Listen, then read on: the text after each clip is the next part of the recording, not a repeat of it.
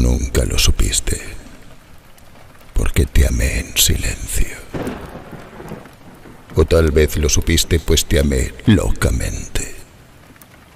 Del eco de tus voces tomaba mi alimento.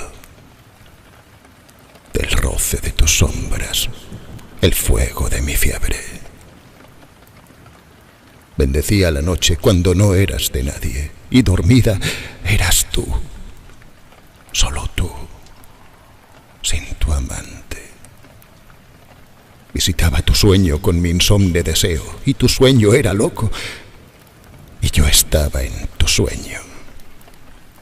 Oh, amor puro, guardado en la clausura de mi alma, ocupado en responsos musitando tu nombre, en ayunos de ti y en mortificaciones, hiriéndome el cilicio de tu ausencia cercana. Sabía que sufría con amor tan enorme, pero más sufriría de ese amor despojado. Soportaba la sed porque tú eras el agua, y aunque me herías tú eras también el bálsamo. Pero no hablé jamás. Tú no me habría matado. Me bebía las lágrimas, amordacé mis besos. Tu risa y tu perfume tuve que imaginarlo. 1000 rosas para ti murieron en mis dedos. ¿Cuántas veces he escrito este mismo poema? Y luego al leerlo lo he roto y lo he quemado. Lo oíste crepitar, oliste su humareda, no viste su ceniza llegar a ti volando.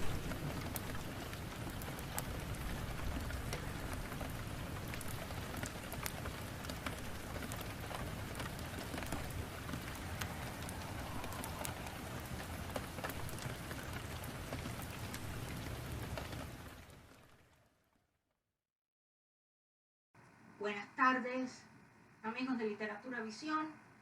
Lunes 6 de septiembre, ya comenzamos el mes de septiembre y para nosotros, para Literatura Visión, es un mes de poesía. En este mes vamos a tratar todos los aspectos literarios, históricos, filosóficos que refleja la poesía, desde todos los ángulos, desde todos los puntos de vista, para que ustedes tengan un fondo literario, un fondo cultural de lo que es la poesía, el poema, los versos y todo lo que se desprende de esa materia.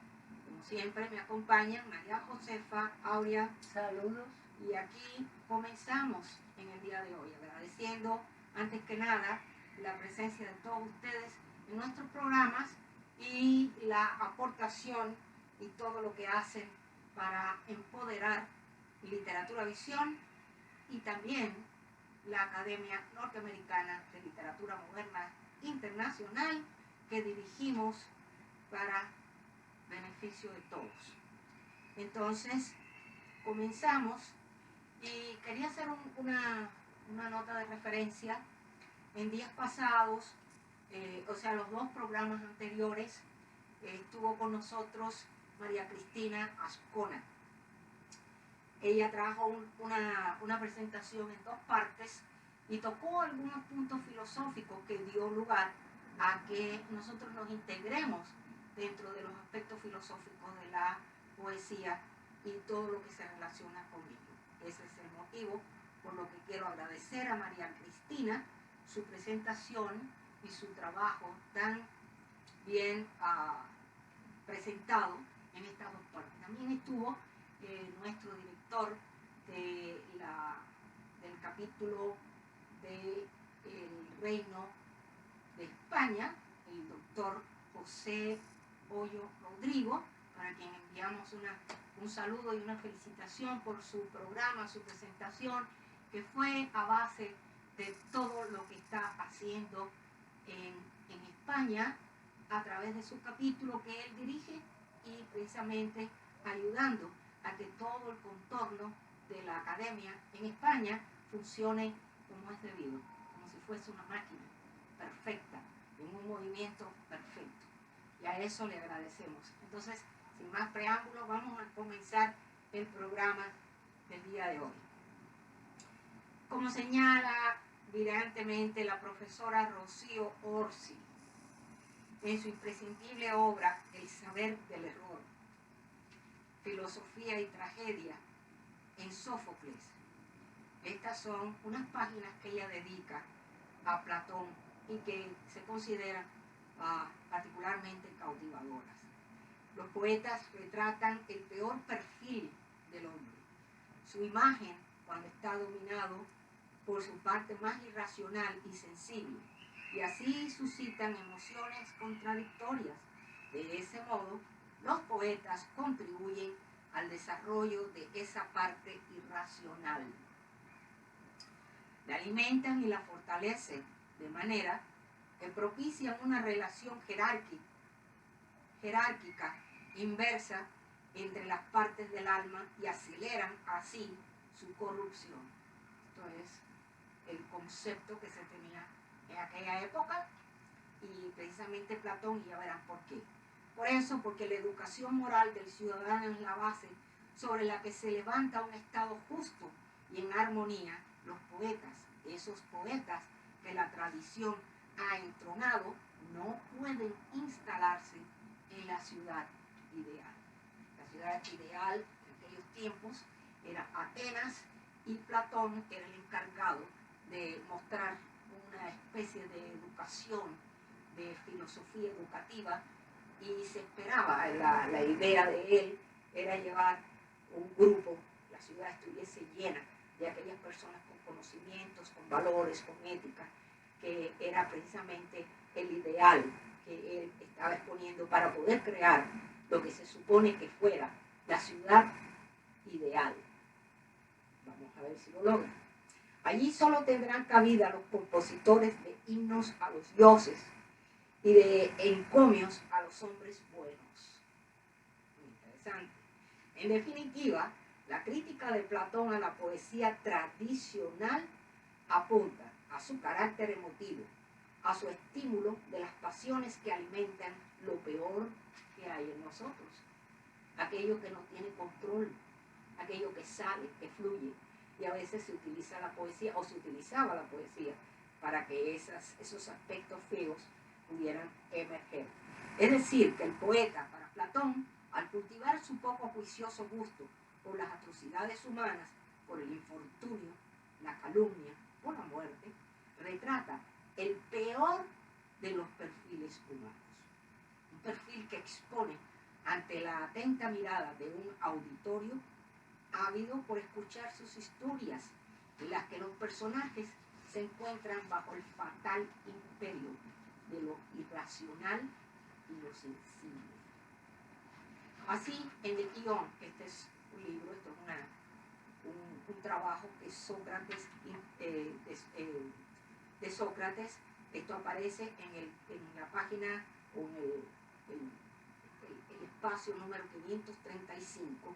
Sócrates interroga al joven Rapsóda sobre este asunto en particular y le pregunta en esta forma, después que este hombre acaba de pararse en un podio y dar su discurso magistral, queda siempre una duda, queda algo flotando en el ambiente, y entonces Sócrates hace un comentario y hace una pregunta.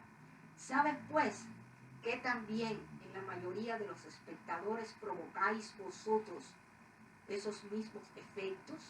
Es decir, ¿sabes, Ión, que estás haciendo un flaco favor a la sociedad al procurar un ejército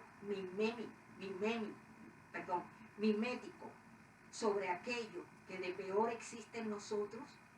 Si algo hay que imitar es la virtud, mientras se evita el fenómeno de actitudes que deforman lo real y que solo nos transmiten la pura apariencia de las cosas. Y es que Sócrates no desea llevar a cabo una ficción de elogio a Eros. Eros es el dios del amor, sino un elogio dentro de la cultura griega. Permítanme hacer la reflexión. Eros es el dios del amor en la cultura griega. sino un elogio según la verdad de las cosas. La oratoria en este sentido está fuera de lugar. Por contra, el poeta no duda en regalar el oído del auditorio con la única finalidad de deleitar a los presentes, a lo que tan en contra está de la educación que Platón presenta en su programa pedagógico, que se representa en el trabajo que él menciona titulado La República. Si acudimos, por ejemplo, a Gorgias, 502 después de Cristo, supongo, comprobaremos cómo Sócrates equipara la poesía trágica a la retórica, que solo busca ofrecer placer al público y en última instancia admiración y la subsiguiente adulación. La conclusión del filósofo es apabullante y dice, así que la poética viene a ser una demagogia.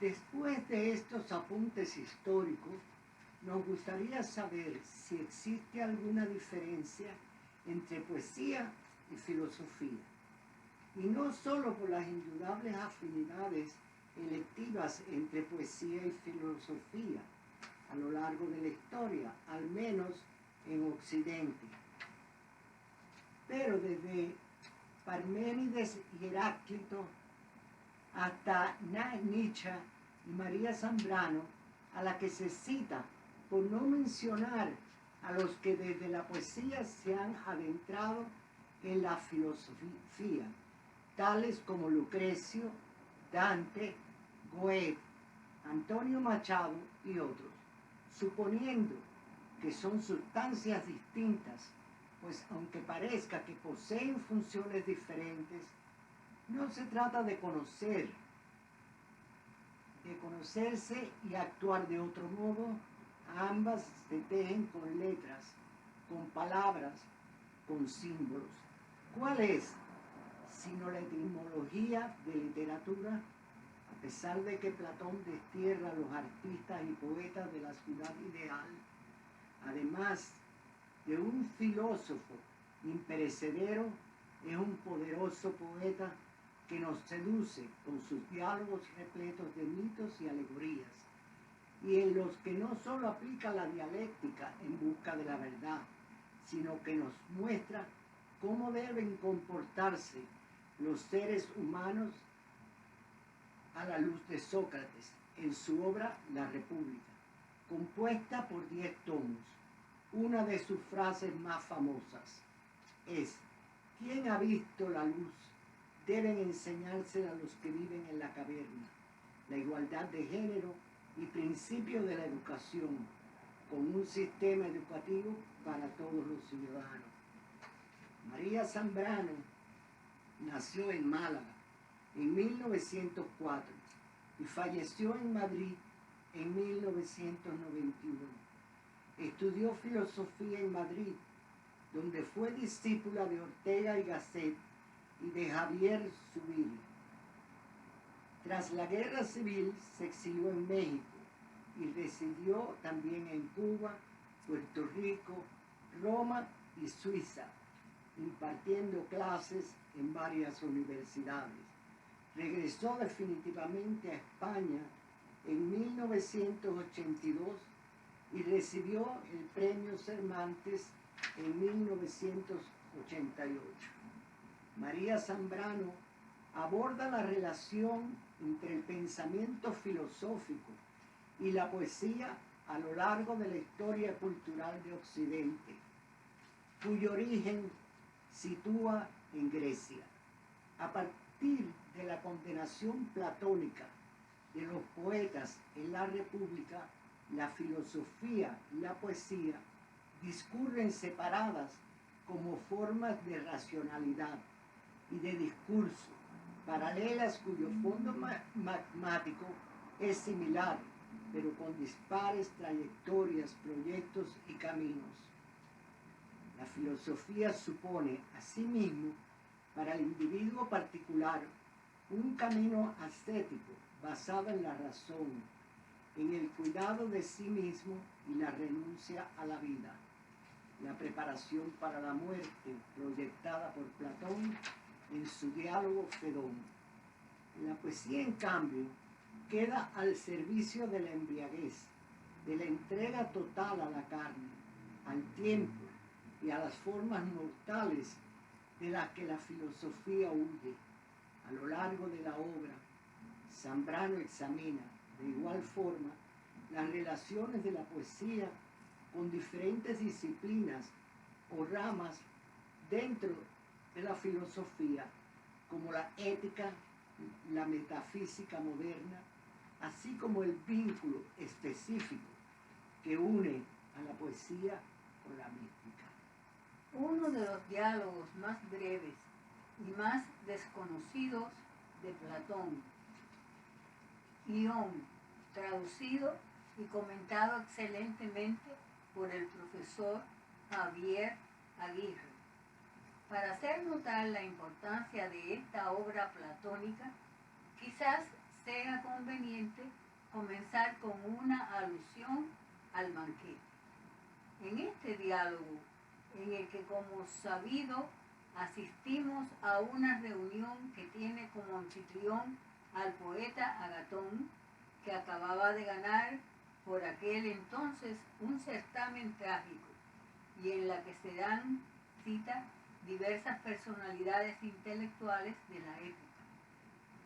Fedro, considerado el padre del discurso, propone loar a Eros, que es el amor, con los mejores discursos que los contertulios sean capaces de proferir. Es en el quinto lugar, antes de la intervención de Sócrates y de su boca la de Diotima, cuando toma palabra el propio Agatón.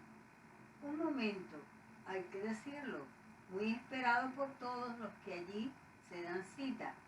Por un lado, por el estatus social que Agatón ocupa en el encuentro, como hemos dicho, es el anfitrión, pero sobre todo porque no hay quien ignore el dominio que el poeta posee del lenguaje, lo que convierte sus discursos en verdaderas obras de arte que encandilan al más templado.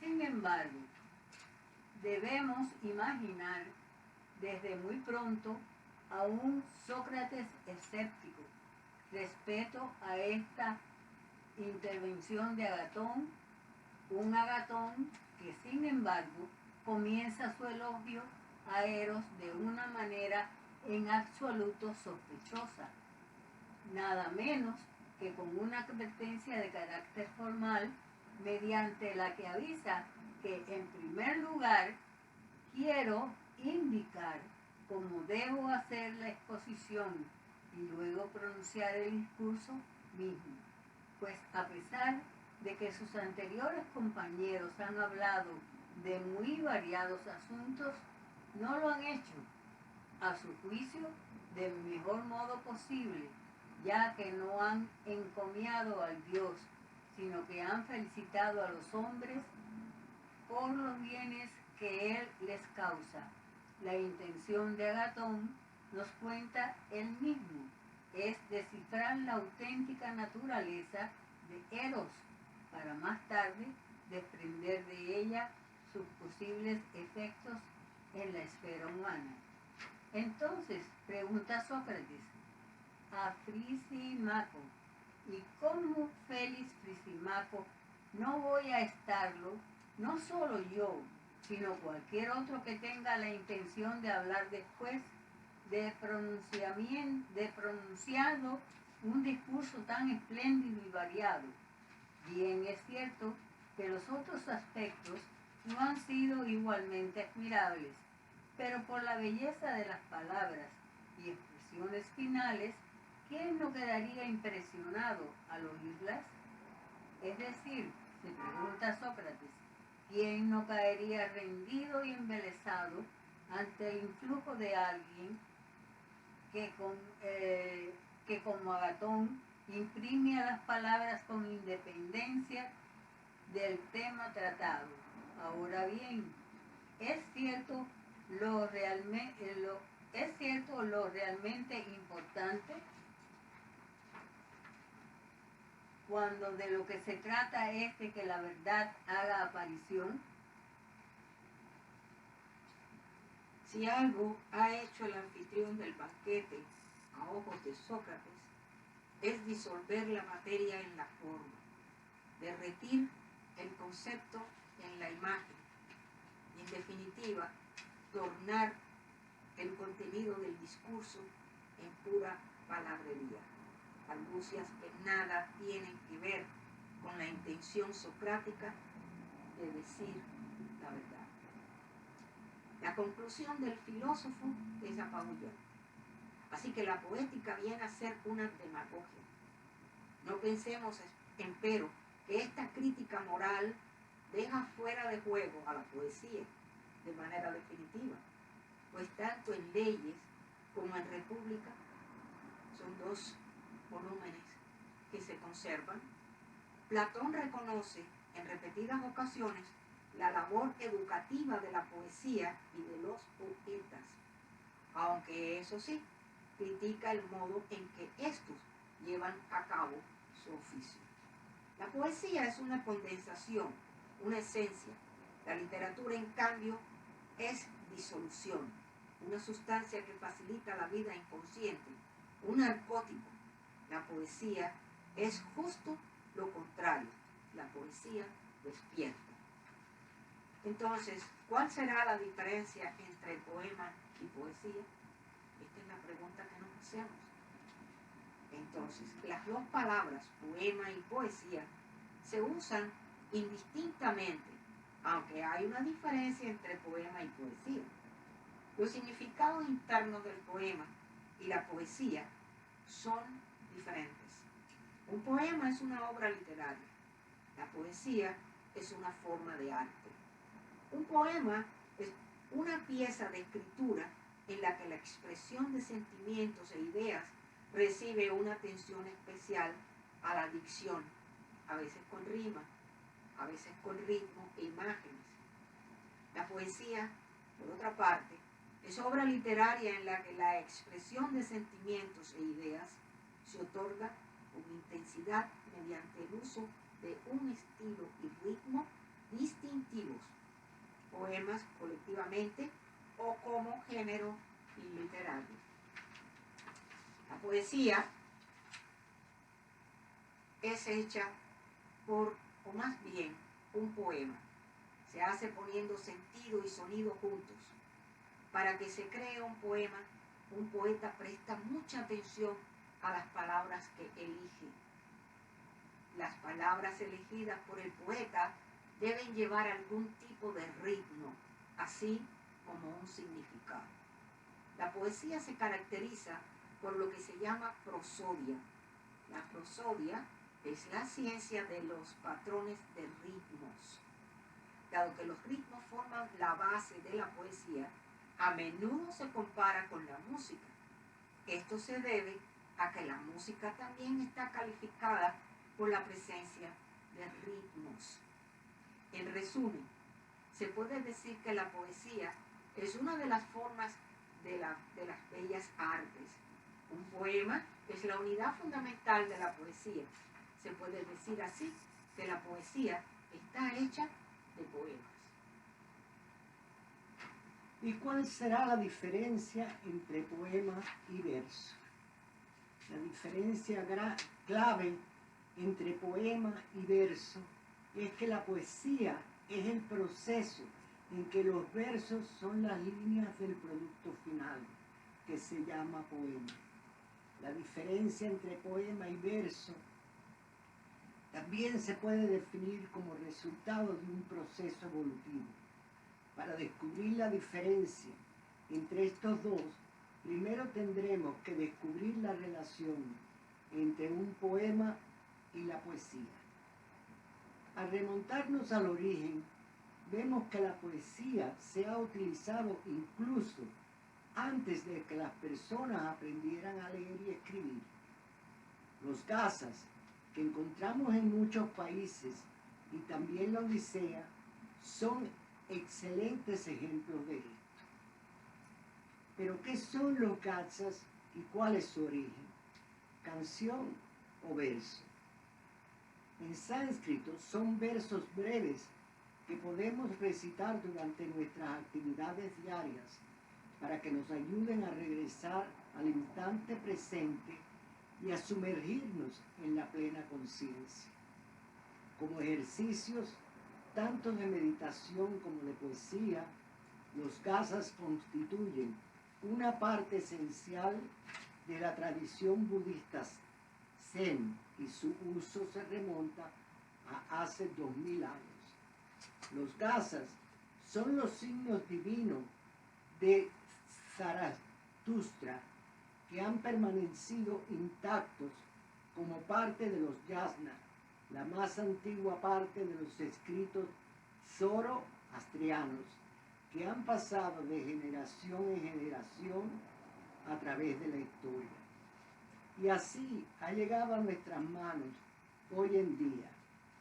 Los gatsas son la única parte de los escritos del zoroastrianismo que son directamente atribuidos a Zaratustra. En la antigüedad, una colección de palabras que se cantaban a un ritmo a diario se conocía como poesía. Del mismo modo, como resultado de los investigadores y estudios sobre estas piezas de arte, las personas se dieron cuenta de cosas que se denominan características de la alfabetización. Entre estas características identificadas, algunas de las más utilizadas hoy en día se denominan ritmo, aliteración, onomatopeya, uso del simbolismo, metáfora, símil, metonimia, crear un poema o, de lo contrario, es un conjunto de palabras que transmiten los sentimientos de una manera imaginativa, utilizando diversos atributos en la literatura. En forma simple, el proceso de creación de una obra literaria se conoce como poesía, mientras que el resultado final se llama poema. Al igual que en un poema, un verso también se puede dividir en diferentes categorías en términos de su ritmo. Entre ellas se conocen líneas sin rima como verso en blanco. Las líneas rimadas se llaman como verso rimado y las líneas de longitud indeterminada se conocen como un verbo libre, lo que también cae como una categoría bajo la poesía. Por lo tanto, básicamente, el verso son las líneas en un poema. Se usa como un elemento de toda la poesía, o en otras palabras, se usa como un metónimo. Resumiendo, tenemos que verso, líneas de un poema. Poesía, proceso de elaboración de un poema con elementos de la literatura. Poema, producto final de la poesía, que se realiza para transmitir un sentimiento o expresión. Según Eugenio Trías, en su ensayo Filosofía y Poesía, publicado en octubre 25 del año 2000 en la revista española El Cultural, la poesía aspira, igual que la filosofía, a conocer solo que con otras estrategias y recursos. También la filosofía precisa imágenes y escenarios. La materialidad de la escritura y de la palabra lo exige. La filosofía usa, como la poesía, la expresión escrita para poderse producir. No obstante, el habla y el diálogo para consumarse el acto filosófico. ¿O no es eso suficiente?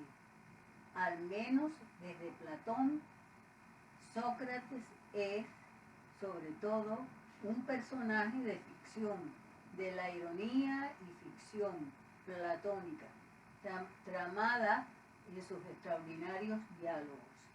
La filosofía en literatura de conocimiento. El filósofo es, desde Platón, siempre escritor. La escritura le invade y le penetra. Trama como podía José Ángel Valente, de todo verdadero escritor, relación carnal con las letras. Le importa la disposición de lo que se produce a través del ensayo y estilo, o el marco formal en que se dan en espacio y tiempo los párrafos, los capítulos, las diferentes partes de un texto. En poesía se destaca en primer plano de la composición la musicalidad de la expresión verbal y escrita, las medidas del tiempo, los ritmos, la rima interna y externa, la elaboración de materia fónica, el brotar de las imágenes que a través de explosiones vocales puntuales van surgiendo del cráter lingüístico. En esta también se produce un escondido trabajo con la musicalidad de la expresión. También la filosofía precisa imágenes y escenarios. La materialidad de la escritura y de la palabra lo exige, y no existe palabra ni escritura que no se encarne en la materialidad del discurso o del diálogo o del texto literario. La poesía, sus orígenes y su historia. La poesía es una narración en verso que no tiene una extensión limitada y que se usa para contar historias desde tiempos muy remotos. Aunque algunos jeroglíficos egipcios de 2500 años antes de Cristo se consideran poesías, la obra literaria más antigua y la primera conocida es el poema Gilgamesh. Se trata de una serie de leyendas sumerias escritas en torno al 2150 o 2000 antes de Cristo y recopiladas por el acadio Sinli-Unini, que aparece en el texto como exorcista en torno a 1300-1000 años antes de Cristo. Esta versión en acadio es la que fue a parar a la biblioteca de Nínive en el siglo VII antes de Cristo. En esta epopeya se narran las aventuras de Gilgamesh, cuarto rey sumerio de Uruk, que gobernó en torno al 2750 años antes de Cristo, y de Enkidu, guerrero creado por los dioses para acabar con él, pero que en el transcurso del combate se hace su amigo. Esto es interesante. Entonces el último gran rey asirio, Asurbanipal, quiso conservar en su biblioteca de Nínive una copia de todas las obras escritas con anterioridad a él y creó una gran biblioteca en el siglo VII antes de Cristo, de la que se han recuperado 25.000 tablillas. Wow. Qué interesante todo esto y cómo la historia de nuestra literatura, de todas estas cosas, tiene su origen, cómo viene, cómo se procesan. La ciudad fue destruida en el 612 a.C. y redescubierta en 1845 por el británico Austen Henry Layard, cerca de Mosul, en Irak. Las tabletas de arcilla fueron llevadas a Londres y hasta 1984 no se tradujo este poema, que empieza en la versión acadia y dice así: aquel que vio hasta los confines de la tierra. Esta obra consta de 12 partes o tablillas, en una de las cuales se narra el diluvio universal, mucho antes de que los judíos que vivieron en Mesopotamia lo incorporaran a la Biblia. Es increíble cómo las diferentes comunidades de una época, miles de años después, cómo podían hablar de lo mismo.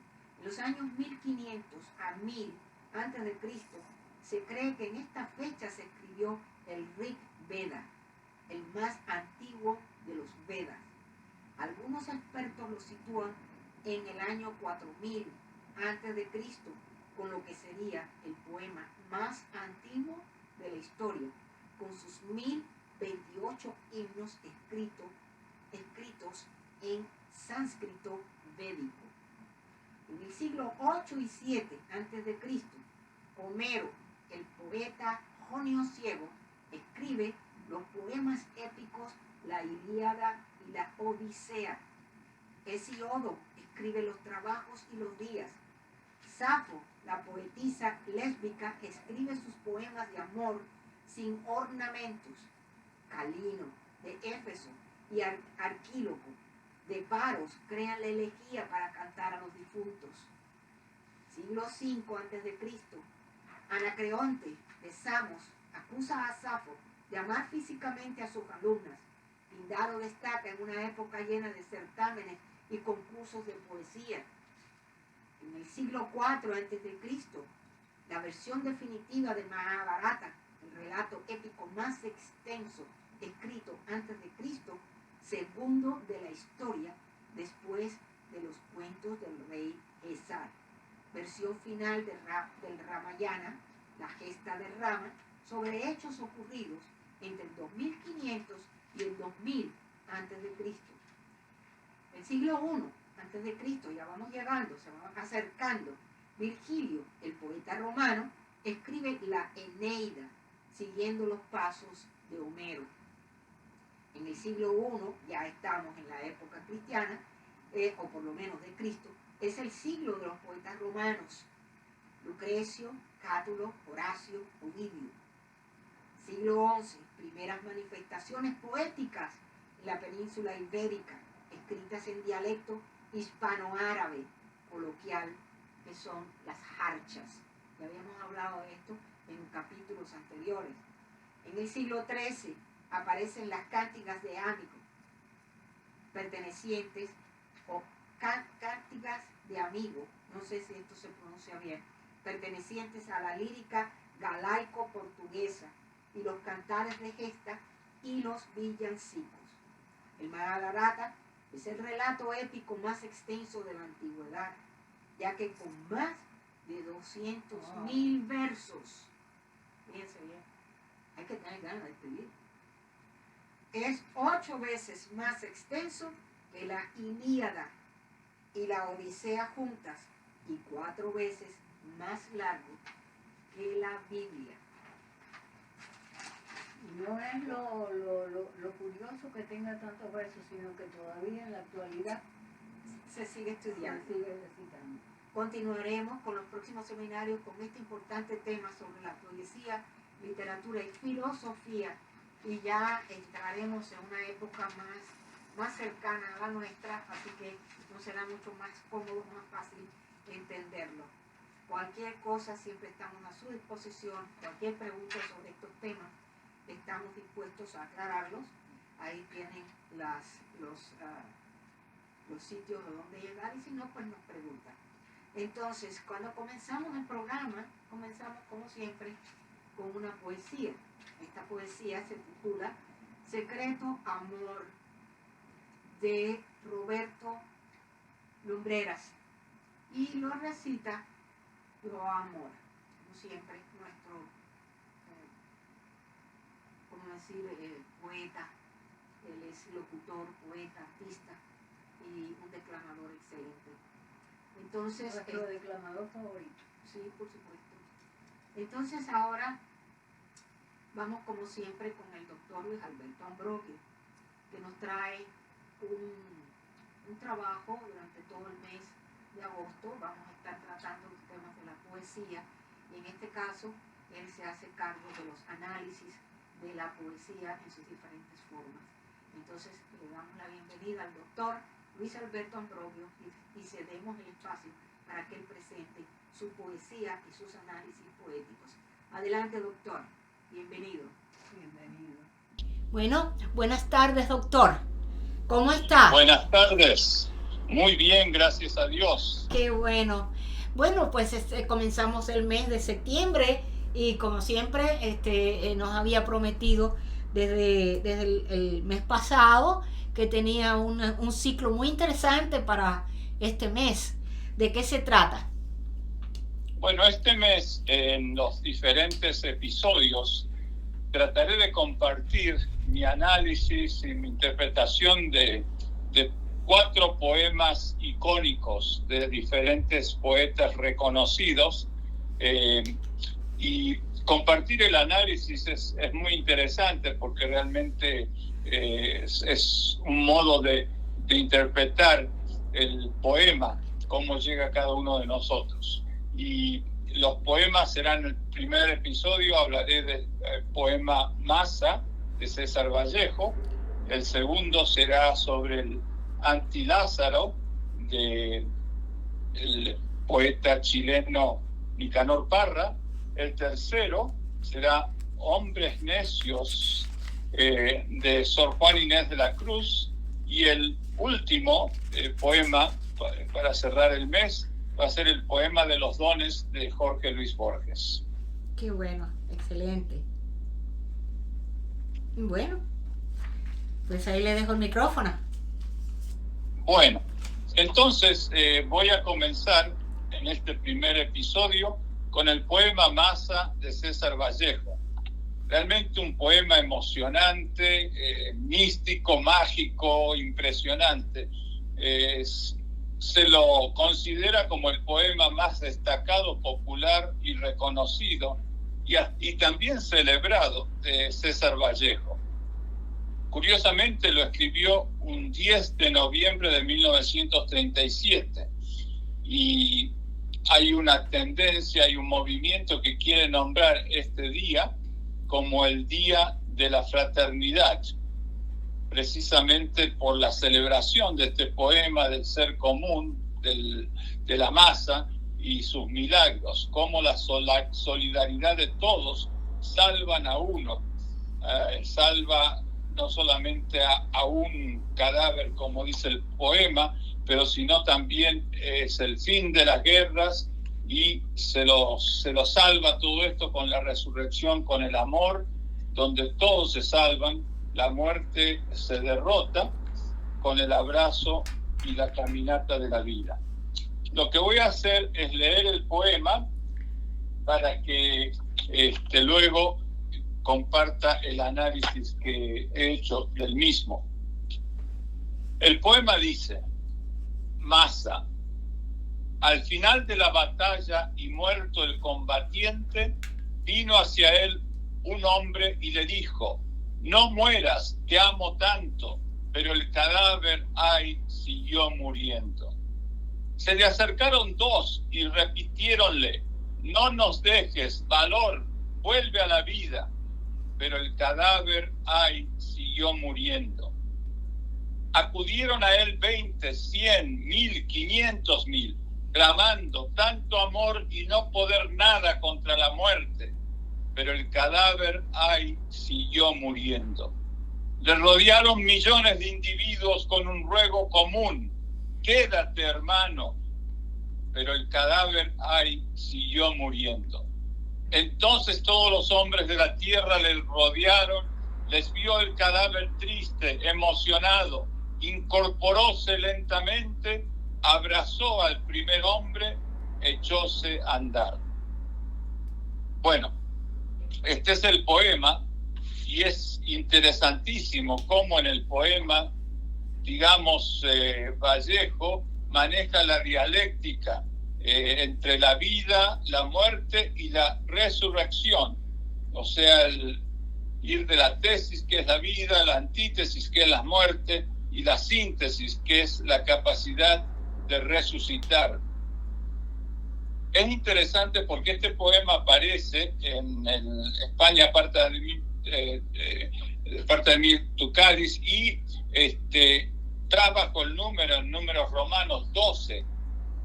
Y Juan Larrea ha estudiado y analizado mucho el simbolismo de este número 12, bajo el cual aparece Massa.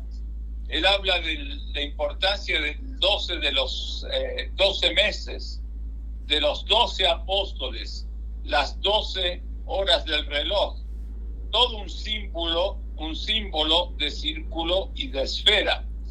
Incluso en la suma de 6 más 6 son 12, pero es interesante toda esa parte histórica del número 12.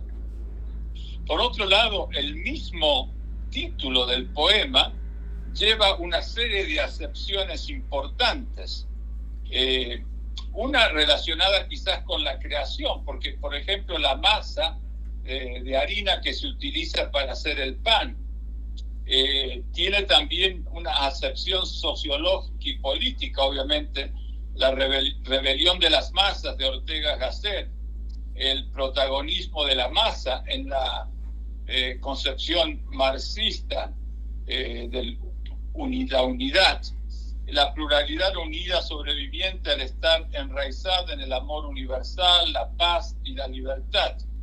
También una acepción científica, la masa crítica, la explosión atómica, una acepción teológica, congregación aglutinada, paulismo, núcleo de seres humanos, el nuevo Cristo. Otro ejemplo de que Vallejo hizo una mística de la vida, como sostienen varios críticos. Y es interesante también, por supuesto, dentro de este poema, la alusión, digamos, a la resurrección de Lázaro como una posibilidad, pero aquí convertida por el Cristo de la masa, por el Cristo de la solidaridad, ese que él anuncia precisamente cuando dice: entonces todos los hombres de la tierra les rodearon, les vio el cadáver triste, emocionado, incorporóse lentamente, abrazó al primer hombre, echóse a andar. Cada una de las estrofas es interesante porque la primera habla de un hombre, la segunda se acercaron 2 y no pasa nada, acudieron a él 20, 100, 1000, 500.000 y tampoco pasa nada, le rodearon millones de individuos y no pasa nada porque el cadáver siguió muriendo. Pero cuando todos los hombres de la tierra le rodearon en esa solidaridad humana, entonces ahí reaccionó y efectivamente se incorporó lentamente, abrazó al primer hombre y echóse a andar. Obviamente también tiene ese contexto histórico, no solamente, digamos, en el título del poemario póstumo en que aparece, sino la participación de la masa en la Guerra Civil Española. Y como dije antes, la Biblia ofrece para la profecía de la masa la resurrección de Lázaro. Y también hay un estudio que es muy interesante que habla de precisamente el aspecto jurídico del poema Massa, enfatizando el derecho jurídico a la vida. El amor universal es la justicia perfecta, que es ese amor universal que se acerca lo rodean al cadáver y echa a andar. Es interesante la palabra combatiente, como la característica del cadáver y muerto el combatiente, en la batalla de la vida contra la muerte, la guerra al partir del encuentro, la solidaridad humana del pueblo con las figuras literarias. Este poema tiene obviamente una serie de figuras literarias importantes, por ejemplo, la hipérbole de la visión de todos los hombres de la tierra como el conjunto de la solidaridad humana. También tiene la figura literaria de la personificación al referirse al cadáver que se incorpora lentamente, abraza al primer hombre, echóse a andar. Y por el otro lado, en las estrofas anteriores, el cadáver siguió muriendo. escucha lo que le dicen, pero él sigue muriendo. Y luego el otro aspecto, también otra figura literaria de este poema, es la reiteración, eso que dice continuamente. Pero el cadáver siguió muriendo, estrofa tras estrofa, es el final de la estrofa.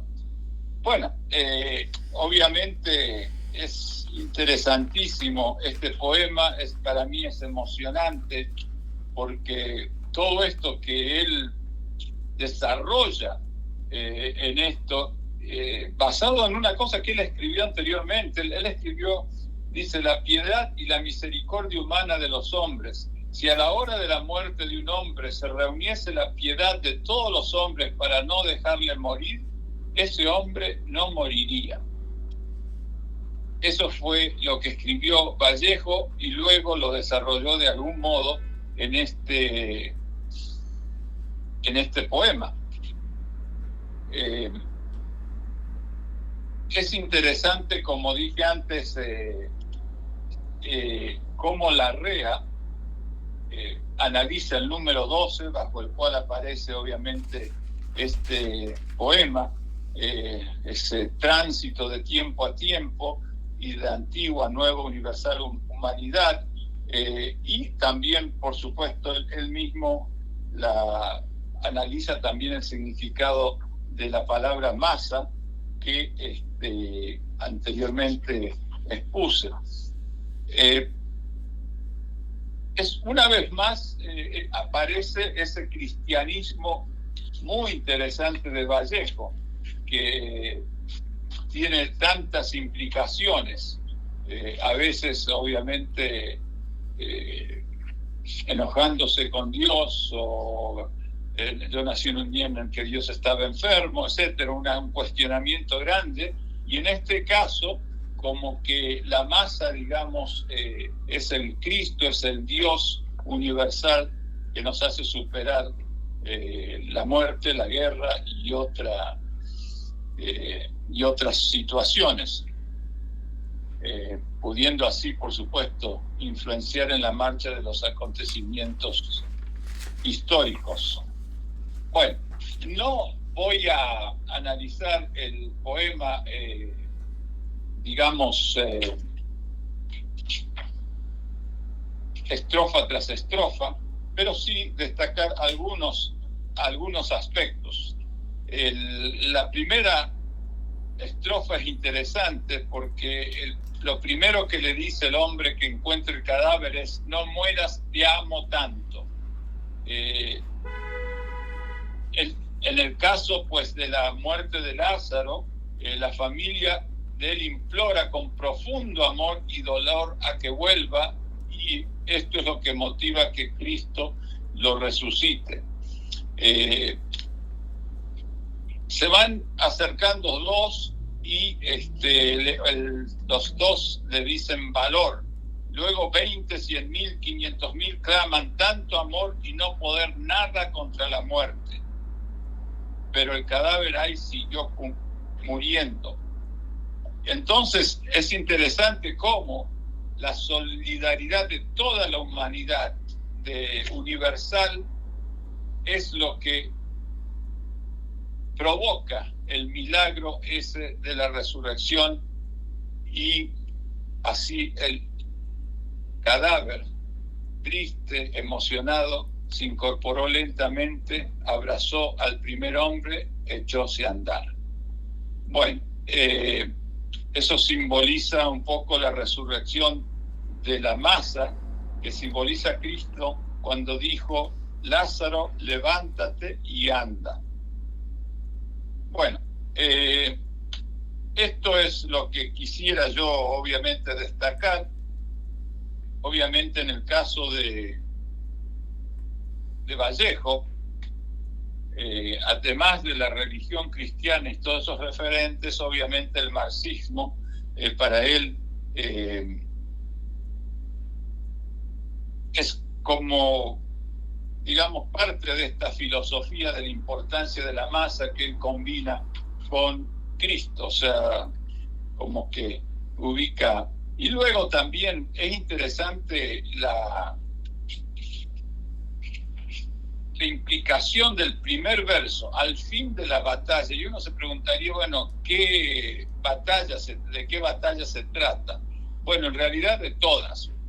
Puede ser una referencia real o metafórica. Obviamente aquí existe un referente que es obviamente la Guerra Civil Española, pero en realidad aquí se trata de todas las batallas, las que nos hace heroico el haber combatido, ya sea los problemas de la vida, no en perder o ganar, sino en combatir, en dar la batalla a todo lo que sea negativo y que debamos superar como seres humanos.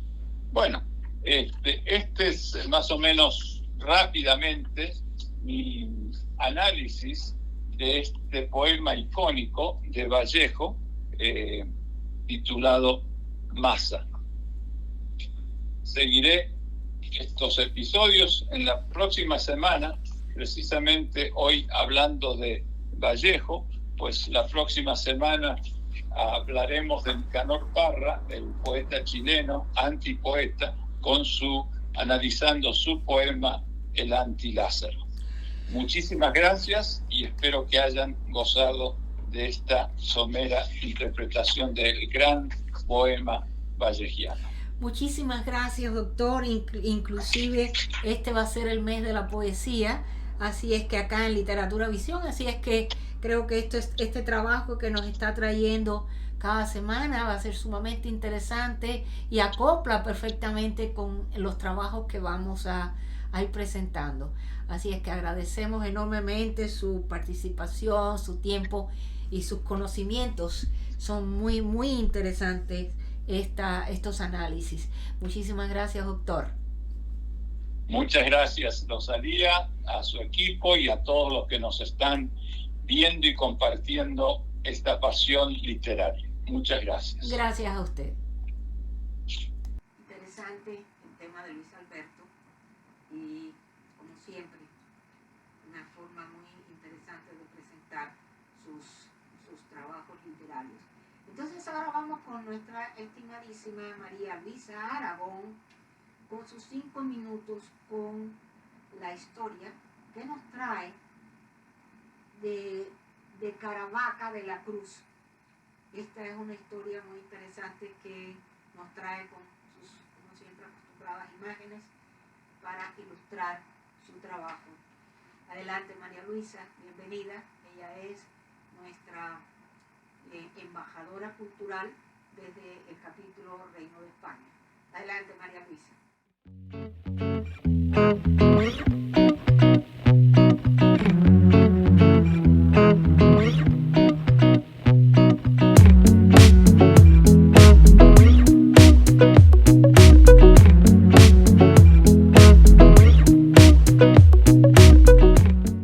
Les saluda Marisa Aragón para Literatura Visión. El relato de hoy es Caravaca de la Cruz. El castillo era usado con fines militares en la Guerra de Sucesión. La antigua fortaleza del siglo XVII dio lugar al santuario de la Santísima y Veracruz. En su interior acoge a la Santísima Veracruz de Caravaca, patrona de la ciudad. Su fachada es barroca del siglo XVIII, realizada con mármoles de la zona, de planta de cruz latina. En el interior del templo está dividido en 3 naves. En la capilla de la cruz se encuentra la Santísima y Veracruz de Caravaca. Esta permanece todo el año en el lugar, excepto durante las fiestas patronales, ya que es trasladada hasta la ciudad. El conjunto está declarado Monumento Histórico-Artístico de carácter nacional desde 1944. Hoy en día es un lugar donde llegan cada día miles de fieles y peregrinos. El conjunto histórico situado en torno al Cerro del Castillo es el barrio más antiguo de la ciudad.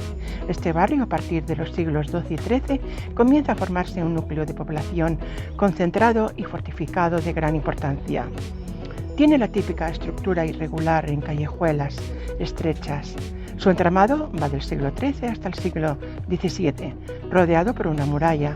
de la cual solo se conservan algunos restos. La Casa Museo de los Caballos del Vino, antigua casa señorial del siglo XVIII de estilo barroco. Este fue inaugurado en el año 2014. Hace un recorrido por la historia y desarrollo de este festejo tradicional mediante una colección de piezas usadas para enjaezar a los caballos desde principios del siglo XX hasta hoy en día. El museo cuenta con varios espacios: vestíbulo, sala de caballos del vino, exposiciones temporales y sala de tradición. Esta fiesta ha sido declarada Bien de Interés Cultural Inmaterial y candidata a ser declarada Patrimonio de la Humanidad por la UNESCO. Los Caballos del Vino es una celebración que se desarrolla los días del 1 al 2 de mayo, festejado durante las fiestas en honor a la Santísima y Veracruz. El origen de este festejo se remonta a la segunda mitad del siglo XVII. Según la tradición, la Veracruz desapareció en el castillo Caravaca el 3 de mayo de 1232 y allí se venera desde el siglo XIII. Por aquellas fechas reinaba Fernando III el Santo en Castilla y León y el rey Jaime I en Aragón.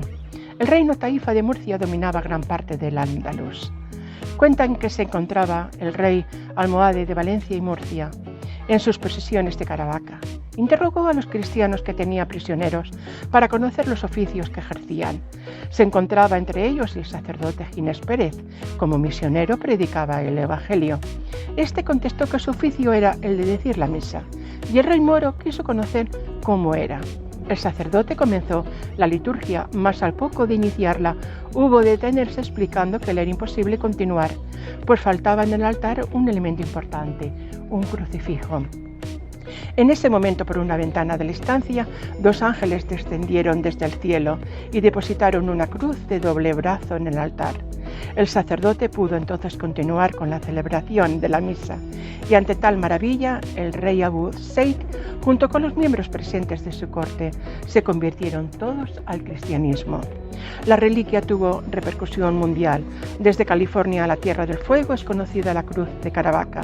En Filipinas, en Polonia, existe una reproducción de la cruz en el Museo de la Universidad de Cracovia. En Alemania existe un trabajo fotográfico donde se recogen las distintas imágenes de la cruz. En Lyon, Francia, se editaron libros sobre la cruz. En los Países Bajos, Bruselas también es conocida. En Inglaterra, donde hay muchas reproducciones y escritos sobre la misma. El Papa Juan Pablo II concedió el jubileo perpetuo al santuario de la Veracruz de Caravaca de 1998. El año jubilar se celebra cada 7 naturales. Así, el próximo tendrá lugar en el año 2024. Quedan todos ustedes invitados. Deseo que hayan disfrutado de este relato. Muchas gracias. Bueno, muy lindo el tema de María Luisa, muy interesante sus vistas, sus imágenes. A mí me gusta mucho todo lo que ella hace. A nosotros también. ¿No? Sí. Entonces, ahora tenemos, como hemos dicho, el mes de la poesía, y hemos invitado a una poetisa, amiga nuestra de mucho tiempo, una de las discípulas de la academia desde sus orígenes, y bueno, sigue todavía ella como siempre creando y volviendo a crear. Y en este caso, y debido a ciertos problemas, vamos a decir, políticos que se suscitaron en Cuba, ella escribe un poema que precisamente es relativo a este proceso de evolución política que está sucediendo en estos momentos en la isla de Cuba. Ella es Sonia Castro y es miembro de nuestra Academia Norteamericana de Literatura Moderna Internacional de la Florida. Desde Miami tenemos y traemos a Sonia Castro con su poema Cuba en mi pensamiento. Adelante, corre video. Hola amigos, nos hemos visto alguna que otra vez. Agradezco a la Academia Norteamericana de Literatura Moderna Internacional y a su ejecutivo la oportunidad de volver a llegar a ustedes. Quiero ofrecerles un poema que voy a compartirles y que lo escribí a raíz del estallido social ocurrido en Cuba el 11 de julio de este 2021, debido a la opresión que lleva la tiranía ejerciendo sobre el pueblo por 62 años. El pueblo de Cuba entero se tiró a la calle exigiendo libertad. En contra del lema obsoleto, patria o muerte, la población en pleno gritaba patria y vida. El poema lo titulé Cuba en mi pensamiento, espero que les guste y dice así. Eres mi sol refulgente, eres mi flor preferida, eres la frente que más he amado en la vida. Eres mi eterna tristeza, esa que llora por ti, al saberte esclava y presa y que no me deja vivir. Eres la palma y la caña y el valle de Yumurí, eres el mar que te baña y el vuelo del colibrí. Eres la novia preciosa, aquella que soñó el mambí y que hoy en pie de guerra vuelve con furia a rugir. Eres la Cuba que adoro, puesta de pie y decidida, oyendo un clamor que a coro grita patria y grita vida. Gracias y buenas tardes. Muy emotivo el poema de Sonia. Ahora traemos también otro poema, esta vez recitado por Juan Mora, y que se titula Inspiración. Este es un poema original de Rosa María Santana Vega. Adelante.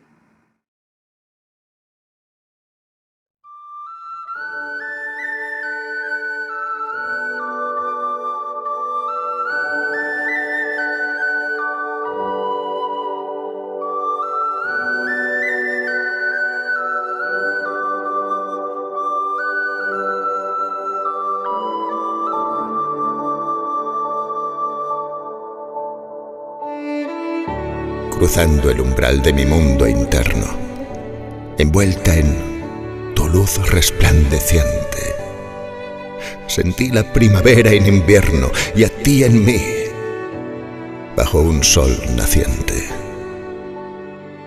Dulce e inquieta, me agitas, me besas, reavivas mi sopor, mi hechizo de amor, y alzándome en tus brazos, confesa de tu penetración en mi flor.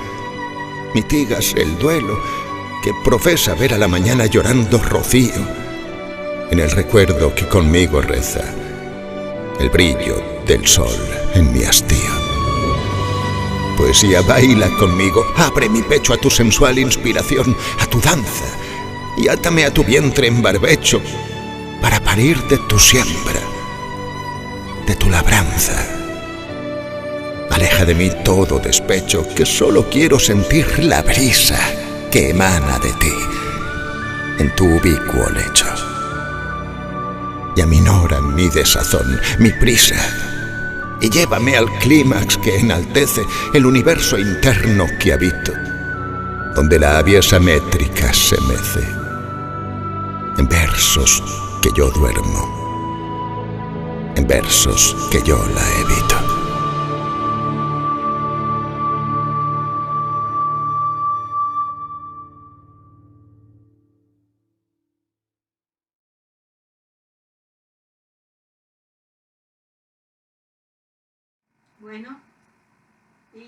Bueno, vamos a seguir con el programa ahora con los anuncios y los avances de la semana. Hoy tenemos, como siempre, ya de regreso a la señora Olga Muñoz, que nos trae los avances para para la semana del día 13. Adelante, Olga, y adelante los anuncios con Alba Lerner. Bienvenidos. Bienvenida. Saludos a todos, muy buenas tardes.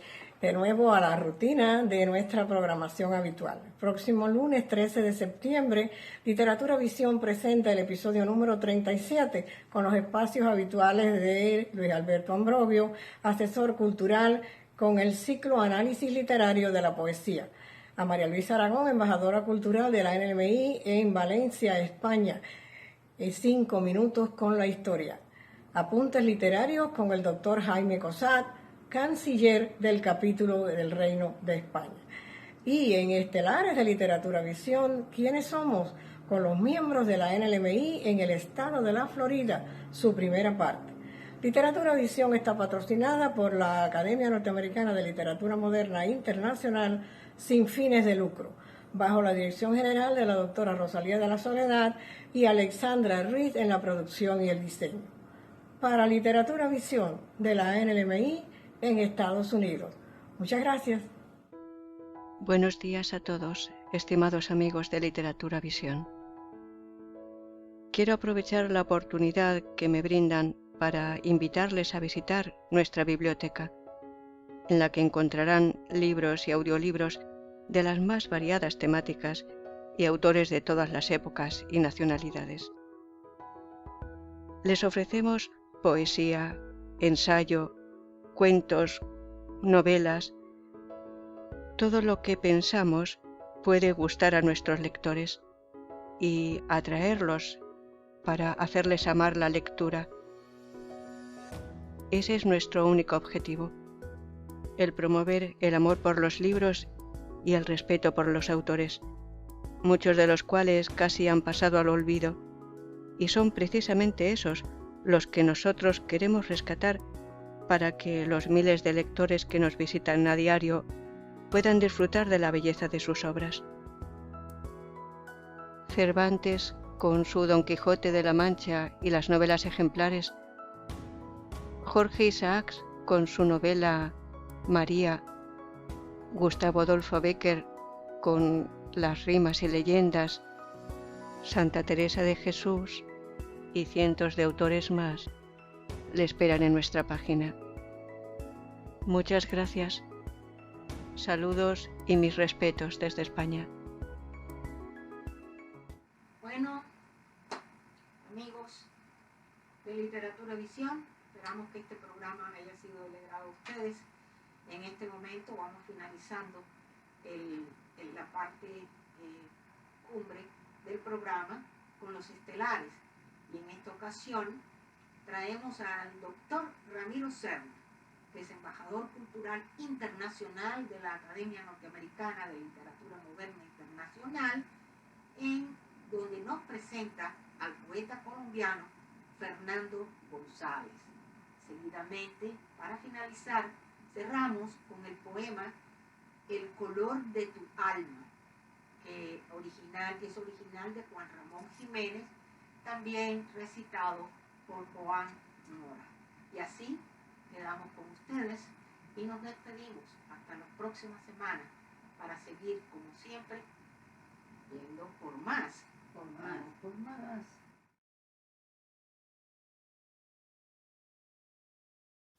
Son muchos los personajes que hacen historia y por asuntos misteriosos o tal vez porque nunca ambicionaron la fama, su recuerdo se va diluyendo como una gota de tinta en el océano.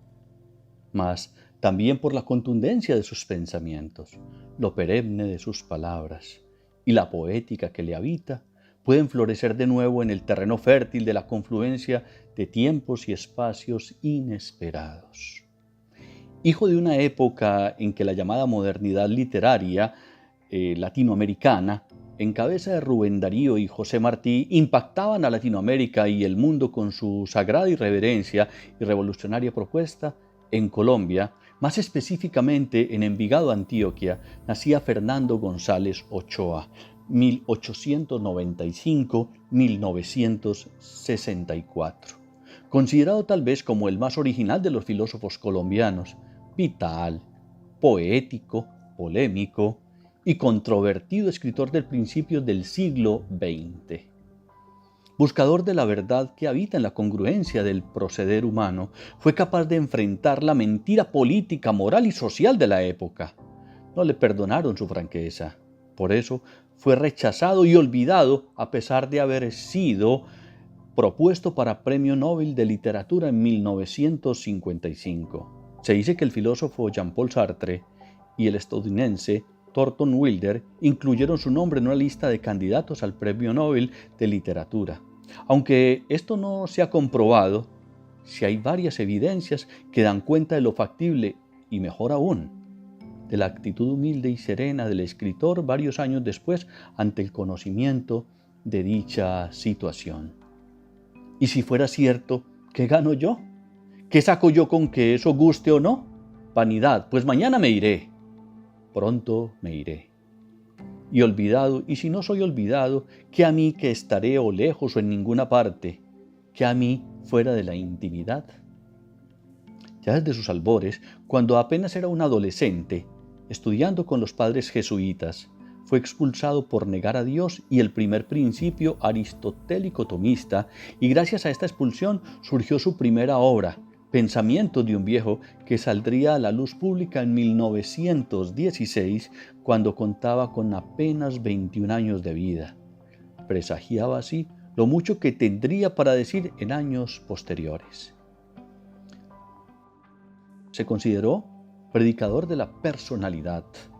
Dios me salvó, pues lo primero que hice fue negarlo donde los reverendos padres. Tan bueno es Dios que me salvó inspirándome a que lo siguiera negando. Luego le negué todo al padre Quirós. Le negué a Dios y el primer principio.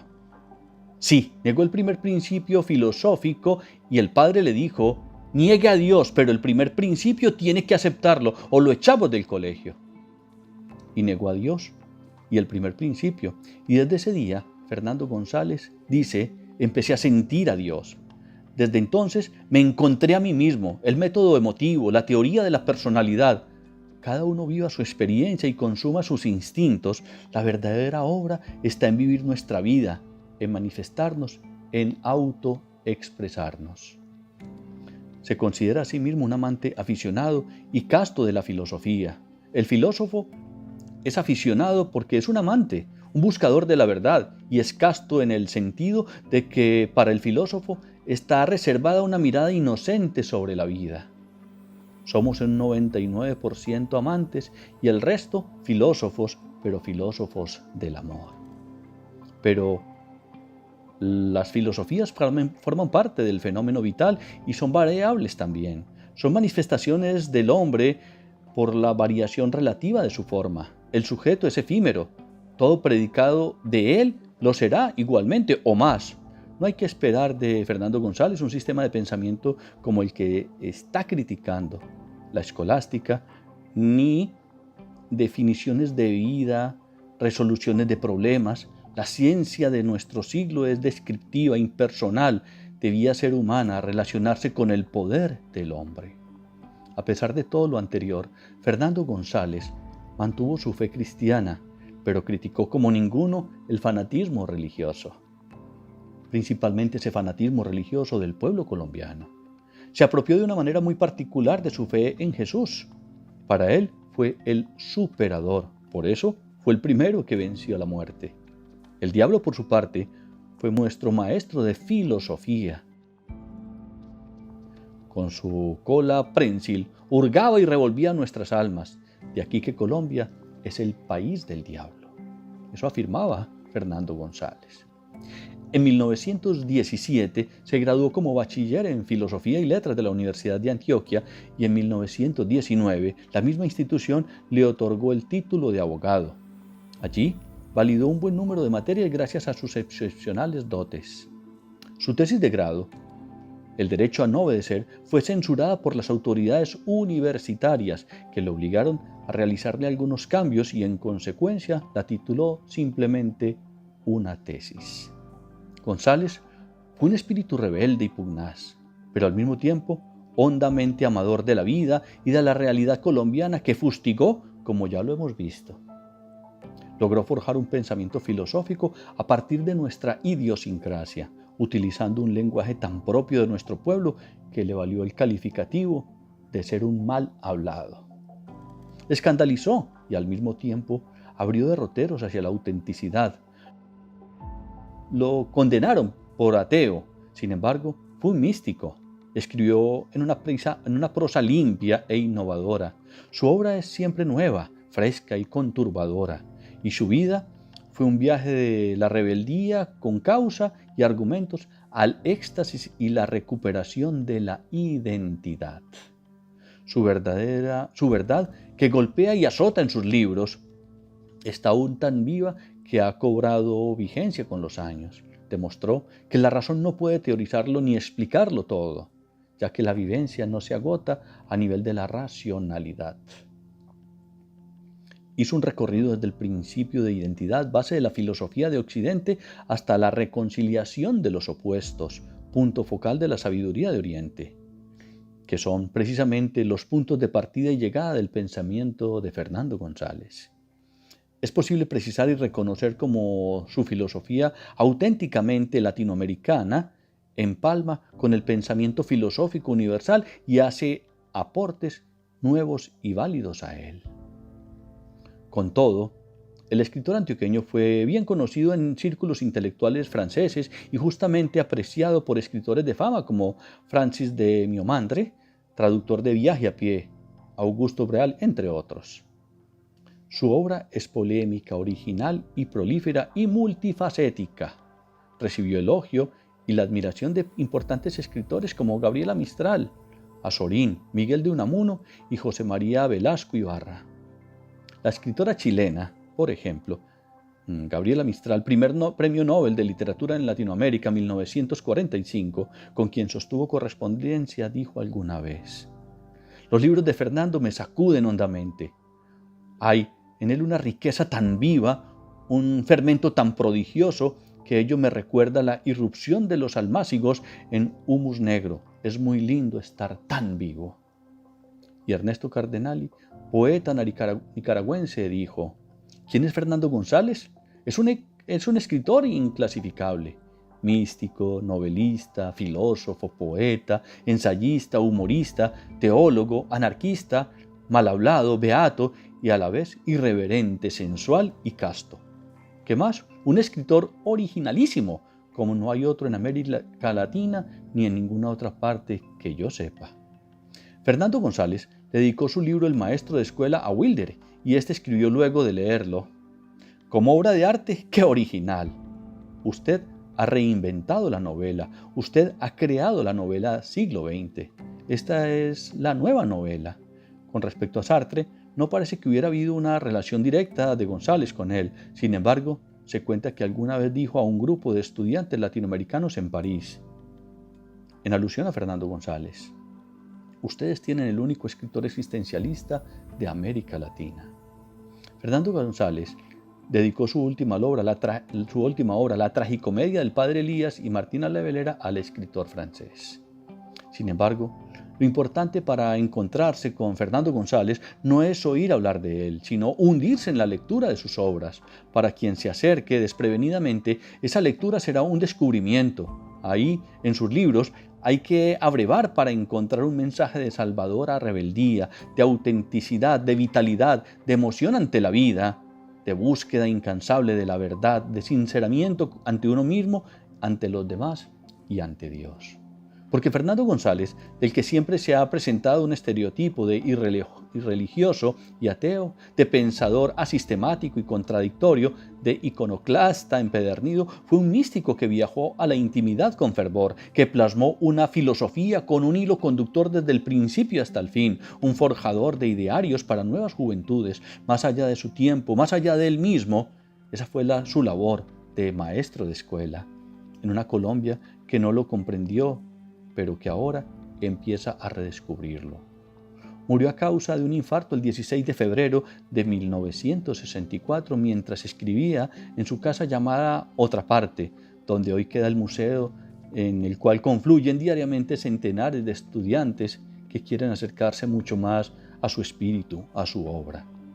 Sus últimas palabras evidencian la intimidad última consigo mismo. Fundaré el seminario nuevo, el seminario en el que los textos de teología sean los mismos seminaristas. ¿Libros? Si los libros son muertos, mientras que los seminaristas son moribundos en Dios. El libro es la agonía que cada uno es. Primero, yo soy una co-creación de materia organizada que reacciona en el cosmos. Segundo, yo soy una co-creación de materia organizada animal que reacciona en el mundo. Tercero, yo soy una co-creación de materia organizada humana, un hombre que reacciona. Cuarto, yo soy un colombiano. Quinto, yo soy un envigadeño. Sexto, un envigadeño, González Ochoa. Séptimo, un González Ochoa Fernando. Y yo soy el que conozco eso, Y sé que soy reacciones y que el único o todo no reacciona o es reacción, sino eternidad. Eternidad es categoría del todo. Yo tengo o soy esa idea todo. Soy conducente, muriendo, naciendo. ¿Qué soy yo? ¿Yo? Nada. Criatura. Acepte o no acepte, soy nadie en Dios. Fernando González, un hombre que nos ha inspirado, un hombre que ha dejado una cantidad significativa de libros para cuestionarnos con respecto a nuestra congruencia existencial, con las posibilidades que tenemos de ser críticos ante la vida, no criticones, sino poder hurgar en nuestra propia conciencia. De hecho, en su libro Los Negroides decía, cada célula es una conciencia. Y en virtud de esa capacidad integral del ser humano, de esa capacidad de profundizar y ser consciente de sí mismo, estamos aquí para amar la vida, para resonar con la vida, para ser congruentes con esa existencia que diariamente nos acaricia con la contundencia de lo que se nos presenta como conciencia.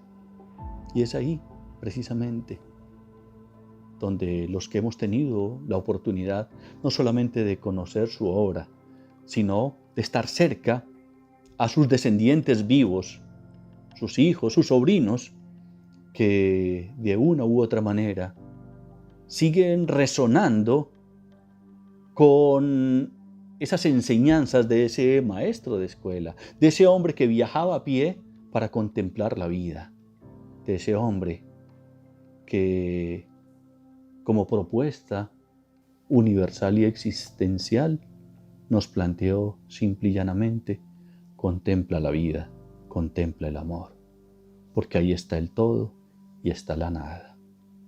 Ese es Fernando González Ochoa.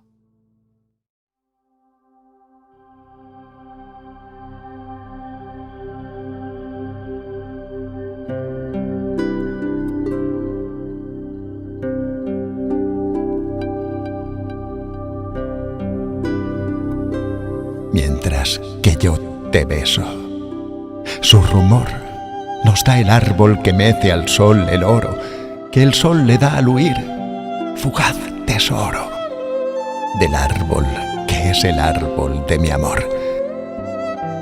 No es fulgor, no es ardor y no es altor lo que me da de ti, lo que te adoro con la luz que se va. Es el oro,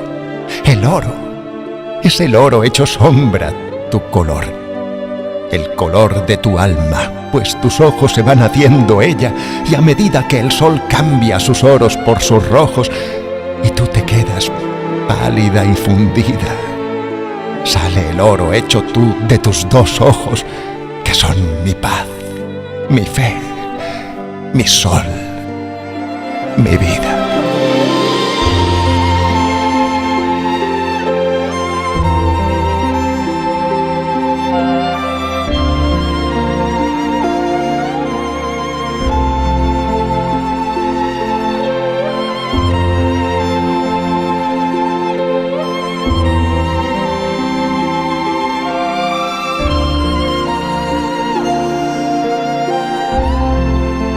Las nubes y los árboles se funden y el sol les transparenta su honda paz.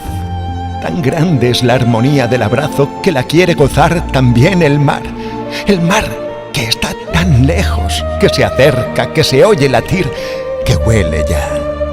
El cerco universal se va apretando y ya en toda la hora azul no hay más que la nube, que el árbol, que la ola. Síntesis de la gloria cenital. El fin está en el centro y se ha sentado aquí, su sitio fiel, la eternidad. Para eso hemos venido. Cae todo lo otro que era luz provisional. Y todos los destinos aquí salen, aquí entran, aquí suben, aquí están. Tiene el alma un descanso de caminos que han llegado a su único final.